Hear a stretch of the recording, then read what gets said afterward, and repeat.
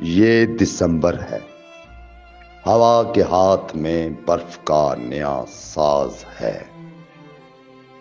और गलियों में धूप की सुनहरी किरणें धीरे धीरे बिखर रही हैं।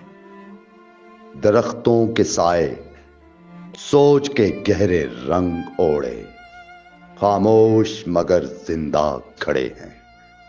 लगता है हर पत्ता अपनी कहानी सांस की भाप पर लिखना चाहता है।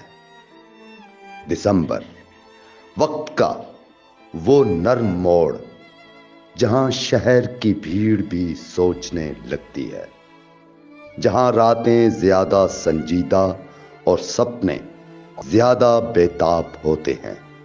दिसंबर रुत में काफी के मग में लिपटी हुई हरारत, ठंडी शाल में छुपी मुस्कुराहट और दिल में कुछ खामोश उम्मीदों का दोबारा जाग उठना। दिसंबर चलता है बर्फीले कदमों से, मगर हर चाप में आने वाली बहार की नई उम्मीद देता है।